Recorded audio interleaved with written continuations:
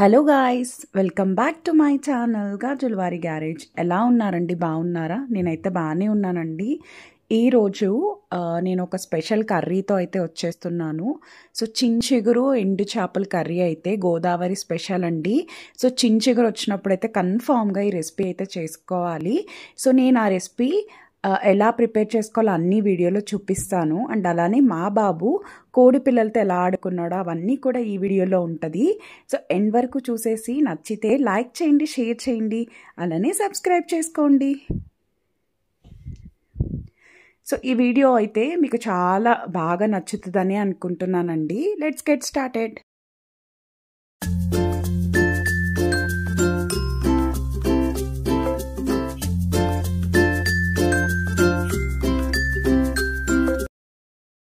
ఇది ఒకరోజు early morning అయితే చించిగురు అమ్ముకుంటూ మా ఇంటి దగ్గర అయితే వచ్చారండి. సో ఇది యాక్చువల్గా 50 రూపీస్ చించిగురు, కానీ బయట తీసుకుంటే 20 రూపీసే అంట. బట్ నాకు తెలియక మా మమ్మీ వాళ్ళు లేవకన్నా ముందే నేనైతే తీసేసుకున్నానండి.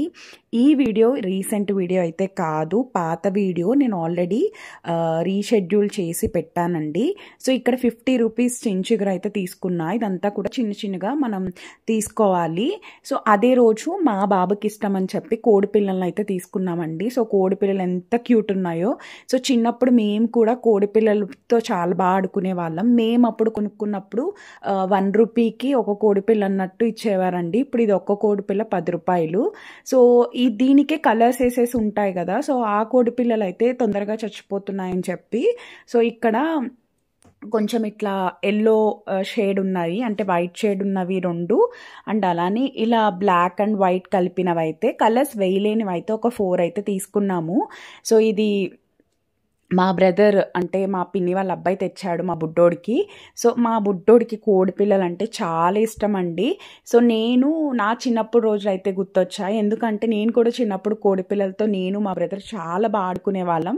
సో మళ్ళీ ఆ మెమోరీస్ అన్నీ కూడా రీకలెక్ట్ అయ్యాయండి. సో చాలా బాగా అనిపించింది. ఈ కోడి పిల్లలు అయితే మా బుడ్డోడు వాటిని అసలు ఎంత బాగా చూసుకుంటాడంటే ఎంత బాగా చూసుకుంటాడో అంత టార్చర్ కూడా పెడతాడు. సో చూసారా, ఇక్కడ కార్లో వేసాడండి. వాటిని వేసి పైన మూత అయితే క్లోజ్ చేసేస్తున్నాడు. సో ఇవి పెద్దవి కూడా అయిపోయాయండి ఇప్పుడు. అంటే ఈ వీడియో చాలా ఒక 2 to 3 months బ్యాక్ వీడియో ఇది. సో చించిగురు ఆ రోజు కర్రీ చేయడం కుదరలేదు. సో నెక్స్ట్ రోజు చేస్తున్నాము.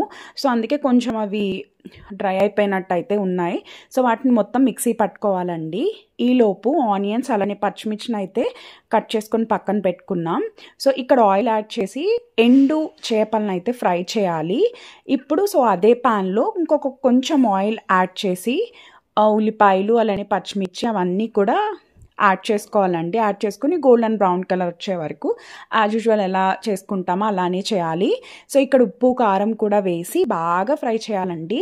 మొత్తం ఆనియన్ అనేది మెత్తగా అయిపోయే వరకు బాగా కుక్ చేసుకోవాలి. చేసుకుని దీంట్లోకి తగినంత వాటర్ అయితే యాడ్ చేసుకోవాలి. సో ఈ చించిగురు ఎండు చేపలు అనేవి నాకు చాలా ఇష్టం అండి. సో ఇందులో మనం ఆల్రెడీ మిక్సీ పట్టుకున్న పౌడర్ ఉంది కదా, చించిగురు పౌడర్, అదంతా కూడా వేసేయాలి. అండ్ అలానే మనం ఫ్రై చేసుకుని పక్కన పెట్టుకున్న ఎండు చేపలను కూడా వేసేసుకోవాలి. సో చించిగురుతో మటన్ కూడా చేస్తారండి, చించిగురు మటన్, అది కూడా చాలా బాగుంటుంది. పప్పు చించిగురు కూడా చేసుకుంటారు. సో ఇక్కడ నాకు ఎండు చేపలు చించిగురు అనేది పర్సనల్గా చాలా ఇష్టం. మీకు ఎవరికన్నా ఈ డిష్ అనేది ఇష్టమైతే కన్ఫామ్గా నాకు కామెంట్ చేయండి. సో ఇంకా వాటర్ మొత్తం ఎగిరే వరకు మనం ఫ్రై చేసుకోవాలి. కర్రీ అయితే కొంచెం డ్రై కింద అంటే ఫ్రై లాగా అయిపోతుంది. సో మనం కర్రీ చాలా తక్కువ వేసుకున్నా సరే అన్నం అనేది ఎక్కువ కలుస్తుంది. సో చాలా బాగుంటుందండి. పుల్ల పుల్లగా మనం ముద్దలో ఎండి చేప పెట్టుకుని తింటే అసలు నెక్స్ట్ లెవెల్ ఉంటుంది. సో ఇక్కడ కర్రీ అయితే అయిపోయిందండి. సో ఇది యాక్చువల్గా మా మదర్ నా కోసం అయితే చేశారు.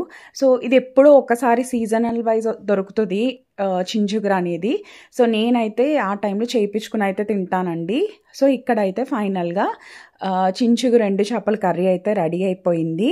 ఇంకా అన్నం ముద్దలో పెట్టుకుని ఆ ఎండు చేపని తింటే చాలా చాలా ఎమ్మీ ఉంటుందండి. నేను ఇప్పుడు వాయిస్ ఓవర్ ఇస్తున్నప్పుడు కూడా నాకు నోట్లోంచి వాటర్ అయితే వచ్చేస్తున్నాయి. సో ఎవరికన్నా తెలియకపోతే తప్పకుండా ట్రై చేయండి.